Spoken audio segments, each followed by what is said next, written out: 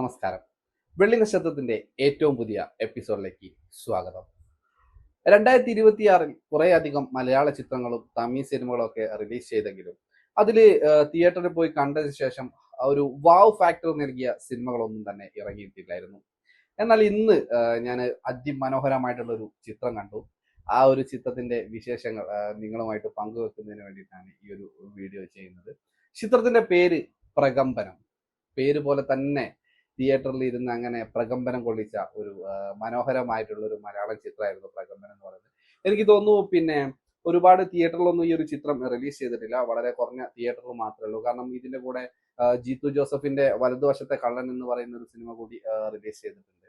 അപ്പൊ അതുകൊണ്ടായിരിക്കാം കൂടുതൽ ഇപ്പം എന്താണെന്നറിയോ, നായക പ്രാധാന്യമുള്ള, അതായത് ഇപ്പം ബിജു മേനോൻ, ജോർജ് ജോർജ് ആണ് അതിൽ പ്രധാന കഥാപാത്രങ്ങളെ അവതരിപ്പിച്ചിരിക്കുന്നത്. അതുപോലെ കുറച്ചും കൂടെ ഹീറോയ്ക്ക് പ്രാധാന്യമുള്ള സിനിമകളായതുകൊണ്ട് തന്നെ അത്തരം സിനിമകൾക്കായിരിക്കാം തിയേറ്റർ കൂടുതലായിട്ട് ലഭിക്കുന്നതെന്നാണ് എനിക്ക് തോന്നുന്നത്. എന്തായിരുന്നാലും വലതുവശത്തെ കള്ളനേക്കാളും മികച്ച ഒരു തിയേറ്റർ എക്സ്പീരിയൻസ് നൽകിയ പ്രകമ്പനം എന്ന ചിത്രത്തെ കുറിച്ചാണ് ഞാൻ നിങ്ങളോട് സംസാരിക്കാൻ ആഗ്രഹിക്കുന്നത്.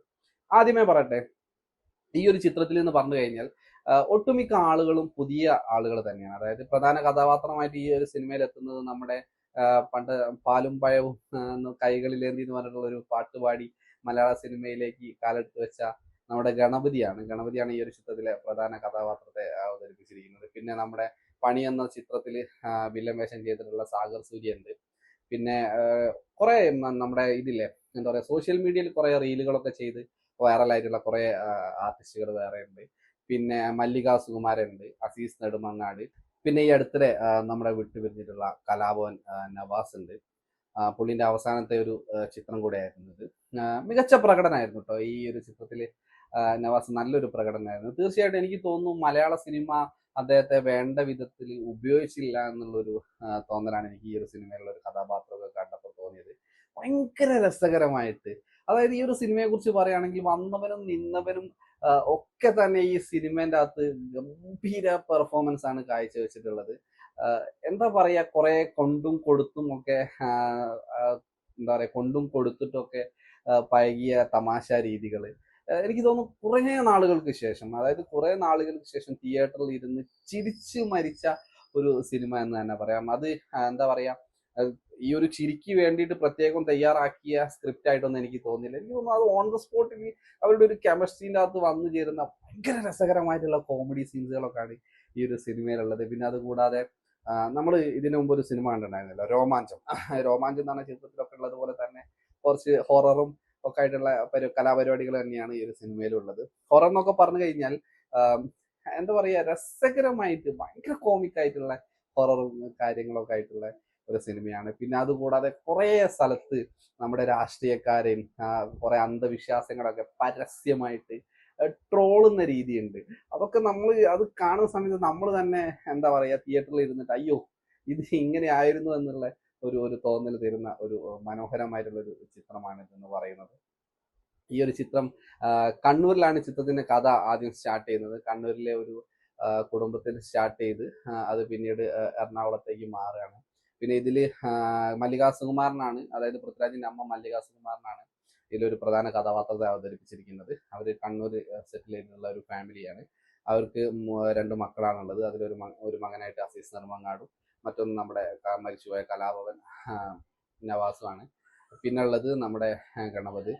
അങ്ങനെ ഇവരുടെ കുടുംബത്തിൽ നടക്കുന്ന കുറച്ച് രസകരമായിട്ടുള്ള കാര്യങ്ങൾ, അങ്ങനെയാണ് സിനിമ പോകുന്നത്. എനിക്ക് തോന്നുന്നു ഇതിലെ കഥ എങ്ങനെ നിങ്ങളോട് അവതരിപ്പിക്കുക എന്നുള്ളതല്ല, നമ്മൾ ഈ ഒരു സിനിമ കാണുന്ന സമയത്ത് നമ്മൾ സിനിമയിൽ ജീവിക്കുക എന്നുള്ളതാണ്. അതായത് 2 മണിക്കൂറും 6 മിനിറ്റാണ് ഈ ഒരു സിനിമ ഉള്ളത്. അപ്പൊ ഇത്രയും സമയം നമ്മൾ ഈ സിനിമയിൽ തന്നെ മുഴുകി സിനിമയിലൂടെ സഞ്ചരിക്കുന്ന ഒരു രസകരമായിട്ടുള്ള ഒരു കാഴ്ചയാണ് ഈ ഒരു ചിത്രം നമുക്ക് സമ്മാനിച്ചിരിക്കുന്നത്.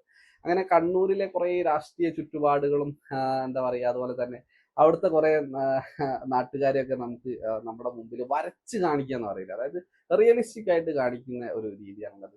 അപ്പൊ അതിലെ കഥാപാത്രങ്ങൾ തന്നെയായാലും അവരുടെ ഹെയർ സ്റ്റൈല്, കണ്ണൂരിലെ രാഷ്ട്രീയ പ്രവർത്തകർ, അതായത് ഈ സഖാക്കന്മാരൊക്കെ ഒരു പ്രത്യേക രീതിയിലുള്ള, ഇപ്പൊ നമ്മുടെ പിണറായി സഖാവിനെയൊക്കെ നോക്കിക്കഴിഞ്ഞാൽ അവരുടെ ഹെയർ സ്റ്റൈലൊക്കെ ഒരു പ്രത്യേക ഭംഗിയാണ്.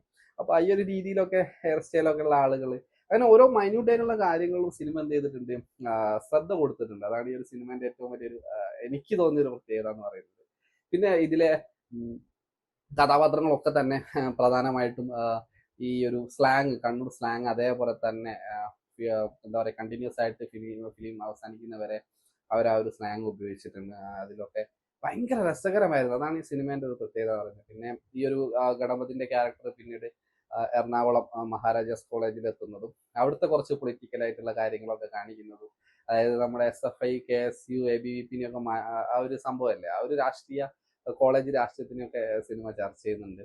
പിന്നെ അതിലേക്ക് എങ്ങനെയാണ് ഈ ഒരു ഹൊറർ പരിപാടി അതിലേക്ക് കയറ്റിയെന്നൊക്കെ ചോദിച്ചു കഴിഞ്ഞാൽ, രസകരമായിട്ടുള്ള ഒരു ഒഴുക്കിന്റെ കൂട്ടത്തിലേക്ക് വന്നു ചേരുന്ന ഒരു സംഭവമാണ്. അതിനായിട്ട് സെറ്റ് ചെയ്ത് ബിൽഡ് ചെയ്ത് വെച്ചിട്ടുള്ള ഒരു സംഭവമായിട്ടൊന്നും തോന്നിയില്ല. ഒരു ഒഴുക്കിൽ അങ്ങനെ എല്ലാ കാര്യങ്ങളും വന്നു ചേർന്നിട്ടുള്ള ഒരു അത്യപൂർവമായിട്ടുള്ള ഒരു സിനിമ.